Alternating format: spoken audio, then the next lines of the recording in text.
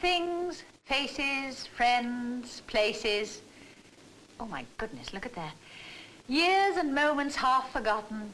Laughs, fears, songs, tears. Memories are absolutely made of these.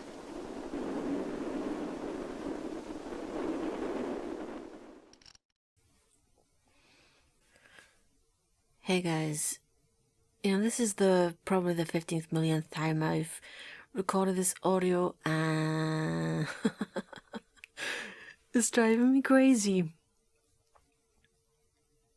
I won't lie.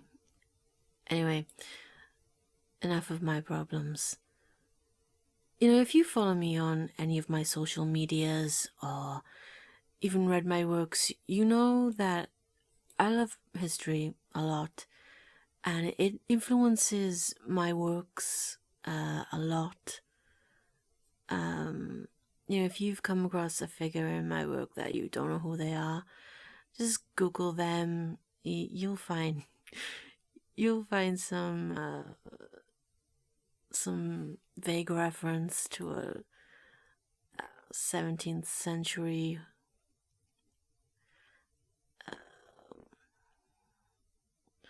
I want to be politically correct. Some 17th century lady of the night. Or, just recently I made a reference to Lady Hamilton, and the person I said it to just had no idea who she was, and that was a bit embarrassing for me. I felt embarrassed that I knew more. I don't know why. I guess in this kind of strange time, it's more cool to be kind of dumbed down and know nothing. I don't know. It just felt weird trying to impress someone and you just fall flat verbally on your ass. It wasn't nice. Anyway, so it influences me a lot, and I like to figure out about or find out about lesser known characters in history, and this is how I found out about the character and the novel that I want to talk about today. When I first thought about this idea, I thought, let's talk about the author in the same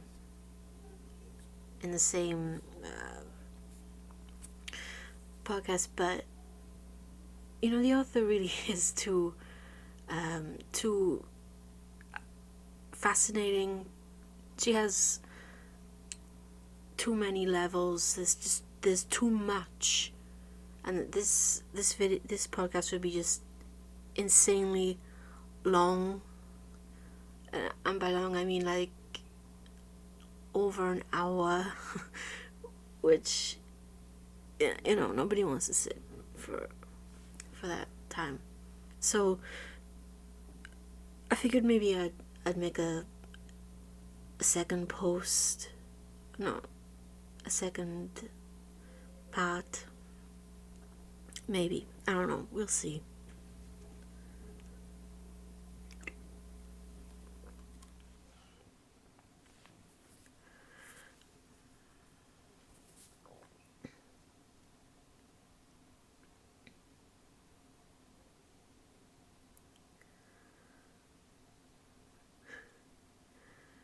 So let's start with setting the scene for the world that the Well of Loneliness was born into.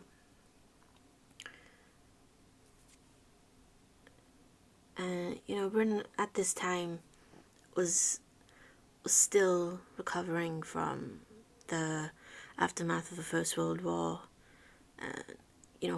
the whole of Europe was still haunted by the spectres of a brutal and bloody war that it claimed the lives of hundreds and thousands of young men, but it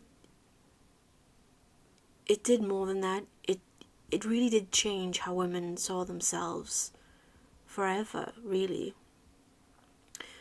You know, the war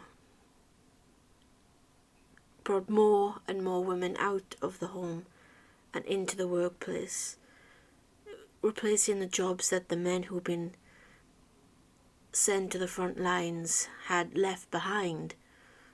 So now you have women working in these once male-dominated occupations, bus conductors, even in the police as volunteers.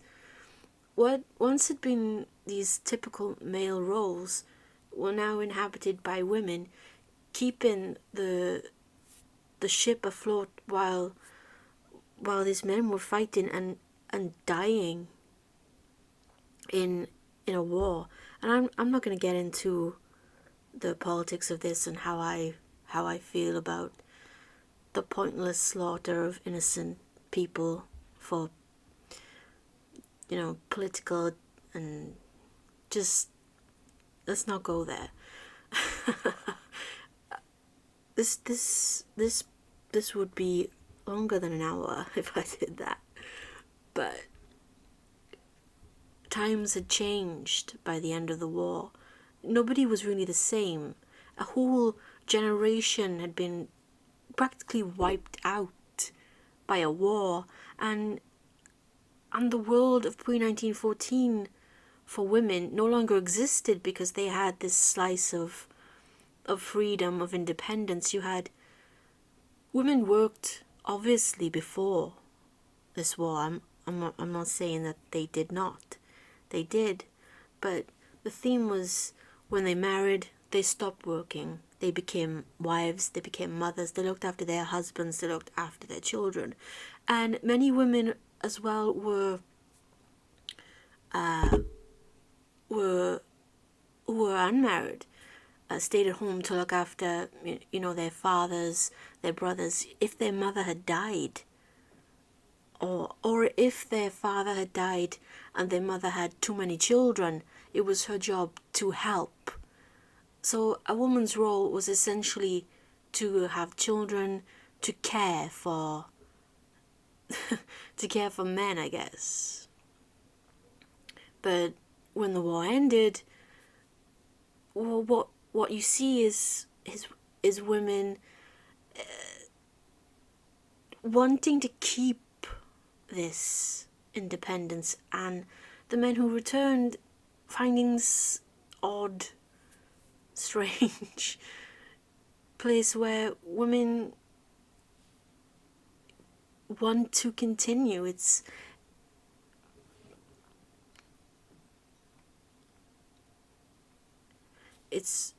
must have been pretty strange, I guess. But the war, women replaced a lot. So I don't know. But times were changing, and in 1918, when the Representation of the People Act was passed, this meant that women over the age of 30 who met minimum property qualifications could vote, and this brought 8.4 million women who were able to vote. In 1928, the year that The Well of Loneliness was published, this act was expanded so that all women over the age of 21 could vote, regardless of their property ownership. So women could, this world existed now where women could work in different fields that once were for men, and they could vote. They had a say. They had a say in how their country could be run. The suffragettes fought such a long and hard and fierce war to get that independence, Their treatment there was appalling. They fought, they died, they sustained, sexual abuse from the police, and eventually, after 3 decades, or nearly 3 decades, such a thing existed. For me, it was too long, but there are still some countries now where women can't vote. There are still some countries where women can't drive a car. It's really freaking insane. I mean, you look around now and just it's just normal, isn't it?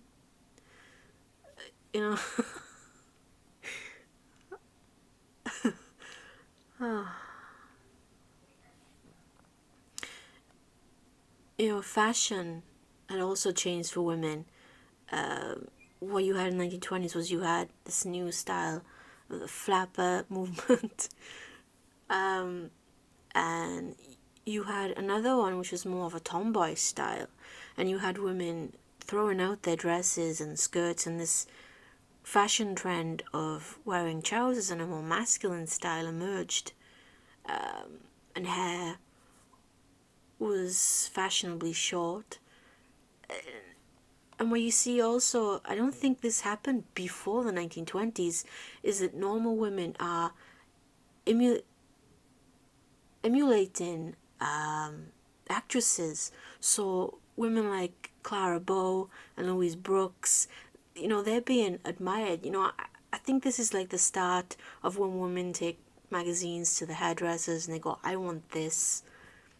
Because this is what happened, and the screen beauties were being admired, and the screen goddess was born. This, the role of woman was changing. They were seeing themselves as something more than a mother.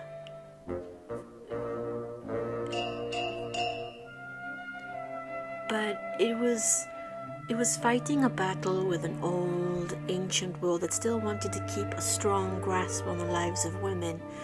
If you just go into like Pinterest and type in old misogynistic adverts, you see that still, and even now, even today, you get these adverts that still want to market women as these objects.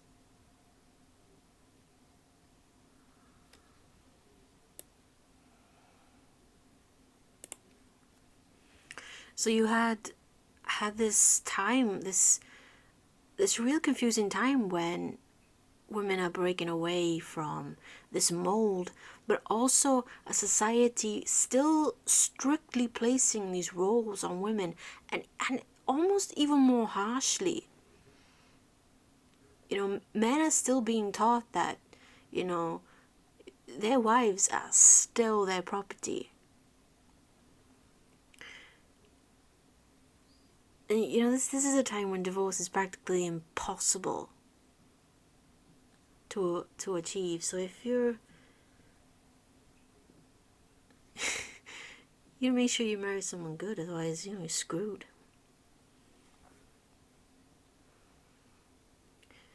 The desperate desire to not just be a daughter, a wife, and a mother was something that a lot of women craved more. To be something more, to be whoever the individual chose to be, even if that was a copy Clara Bow. Women could be whoever she wanted to be. That was the dream. And you had women like Radclyffe Hall, who fought another battle entirely. As a gay woman, Radclyffe was excluded from many, if not most, and all of the social norms of the time. marriage to whom she chose was forbidden. Indeed, it was never even considered possible for two women. This is a time when gay men were still being imprisoned for simply being gay. While the female movement was progressed and modernized as much as it could, the gay and lesbian movement was still buried deep in the dark ages. And it would take a hell of a long time for it to emerge. Still today, vastly, as a whole, it hasn't really, in a lot of countries, gay men still get the death penalty. If you live in the West and you're gay, I think that's, that's pretty fucking, that's a, you escaped, I think. The death penalty for sodomy, as it was called then, they didn't really have a name for being gay. So they used sodomy. Nice guys. Had once been death by hanging, but it was changed to life imprisonment in 1861. And then in 1885, gay men were directly persecuted by the 11th clause of the Criminal Law Amendment Act. And that stated that any male person who, in public or private, commits or is party to the commission of blah blah blah by any male person of any acts of gross indecency. This is the whole lot of pile of endless words that mean basically I'm a massive homophobe. But it's important to note that a lot of these laws didn't actually apply to the rich, which is another thing I'm not going to go into because I was trying really hard not to go into all that. But let's not go into that. All the politics of the rich and the poor. Let's not do that. This would be a super, super, super frickin' long.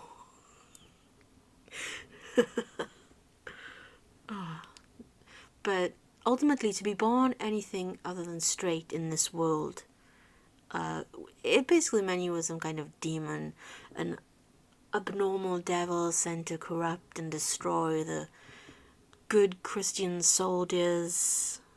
And this is, what this is the perfect time for? It's the perfect time for a lesbian romance novel.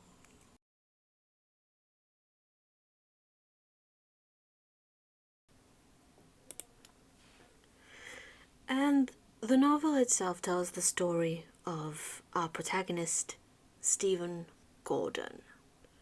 And, she is from a really wealthy family in England. And, I thought maybe the name was a nickname because Radclyffe Hall liked to be called John. So I guess she was going by that, but no, Stephen is always called Stephen. Stephen is baptized Stephen, because when her parents were married for a decade before her mother became pregnant with their first and only child, Stephen, and she was convinced that she was having a boy. So her father christened the child a long time before he was born, Stephen, and it's a really sweet story. They talk about little Stephen, what they're going to do with Stephen and what Stephen will love. So when the little baby girl is born, neither can think of the baby as anything else because they know her as Stephen, so she stays Stephen. And from early on she realizes she's a little different, suspected of sexual inversion. I think this is a psychological term for the time. I guess it's really weird for me to think, to say even. It's like, if I think of myself, I don't think of it as an inversion. I mean, I'm an invert, but not inversion. Anyway, her father stays close to her. She has problems with her mother for some reason. We never really know why. Her mother's quite distant to her. That's just, I don't know, her sudden nature, I guess, when she gives birth to a child. and as a child, Stephen develops a crush on one of the housemates. But she doesn't know why. And when she grows up, she falls in love with an American woman named Angela Crosby. And Angela's married, and that just turns out really messy. And Angela's also having an affair with another guy. She's just having an affair with Stephen and this other guy. And she's afraid Stephen will tell her husband about this other guy. So she tells her husband that she was trying to be nice to Stephen, and Stephen took it the wrong way.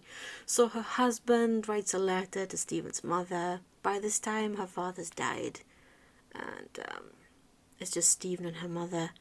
So Angela's husband writes a letter to Stephen's mother, and Stephen leaves the family home, and she never reconciles with her mother. So Angela's a really nice character in this book, as you can tell. She's selfish, I guess. And Stephen moves to London, ultimately then, to become a novelist. And during the First World War, Stephen takes a job as an ambulance driver, and where she meets a lovely, lovely Welsh woman. This is where the story began speaking to me, personally, because, I'm a Welsh woman. If you didn't tell already, that's why I have the accent. It's not weird, I'm not putting it on. This is a Welsh accent. This is South Welsh, South Wales.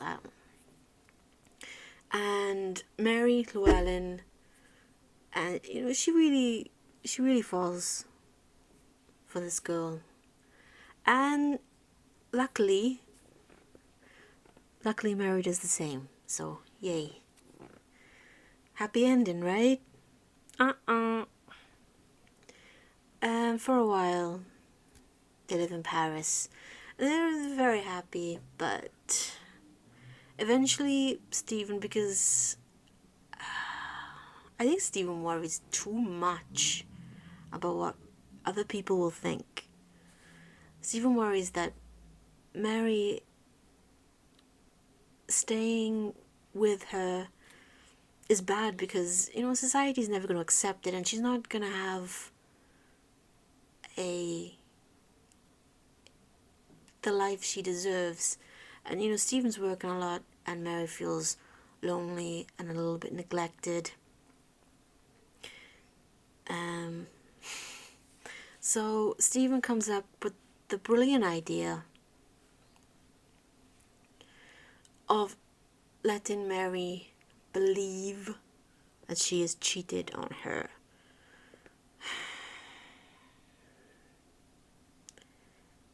So she sets up this whole elaborate plan, stays out all night, and then lets her think that she cheated on her with a friend.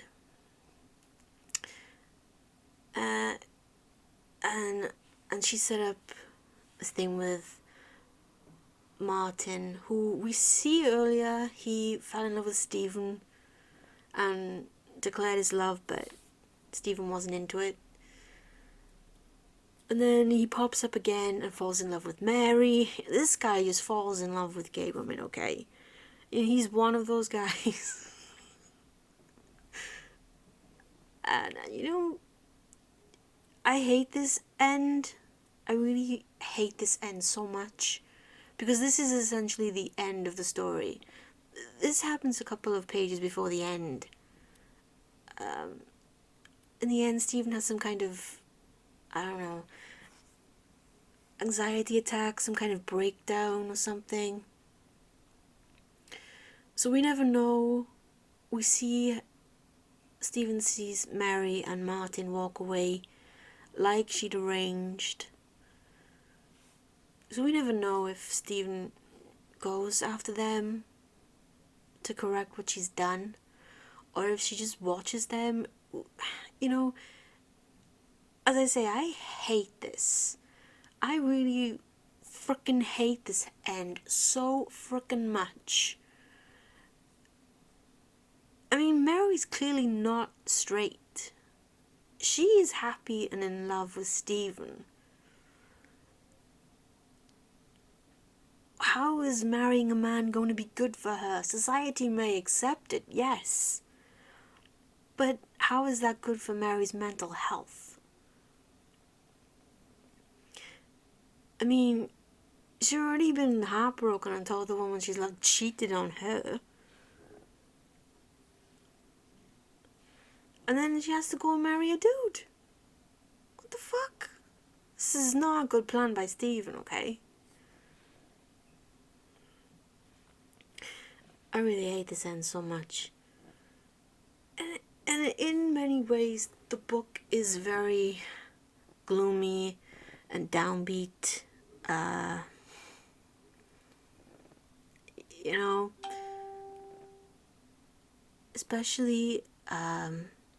Especially when you realize that the author herself was in a long-term relationship.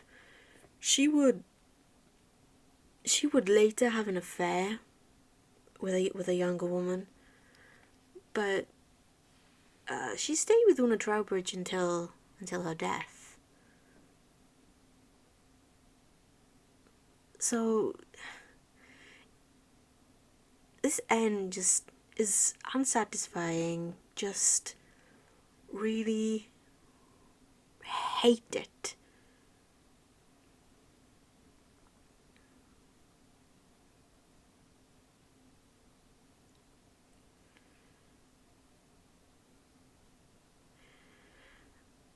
Okay, so I think this podcast has been long enough. I didn't want it to be too long, but I didn't want it to be too short. This is my first one, and the first time I've done something like this, so I was super nervous, really anxious, and overly cautious, and which, to be honest, is my constant state of being, but I get by. Anyway, like I said, this was the book, The Well of Loneliness, and it really is worth a read.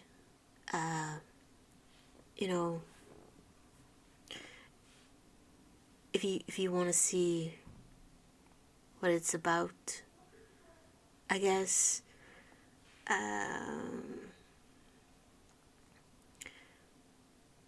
Reading the book is better because if you just Google this and look for synopsis, it kind of gives you a really odd. They don't describe it well at all. We never know if Mary marries Martin Hallam. Oh, the last we know is she's walking away with him, and Stephen sees through the window, and that is when she has her. It's described, and it seems like some kind of panic attack, anxiety attack, some kind of breakdown in that moment of realization of what she just did. you know, the thought of being honourable, I guess, and noble, and letting Mary not be seen as, I don't know, a freak by society is all well and good, but when faced with the image of seeing Mary walk away, it's reality then. You know, this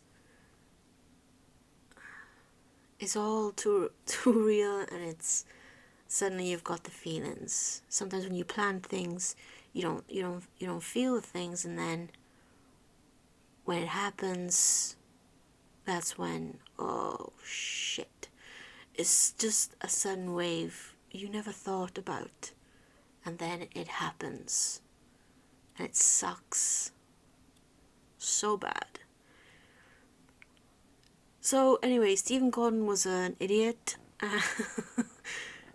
and that's it. Yeah, that's it for the first one. I mean, I may do one about Radclyffe Hall. As I said, she is so super interesting, insanely interesting. I have some more ideas as well. Maybe we'll do them all at some point. I don't know. My catfish story is yeah, it's funny. I think that makes me cool now. Is it cool to be catfished? I don't know, maybe I'll be on the show or not. So thank you for watching, listening, whatever. And I'll see you next time. Bye.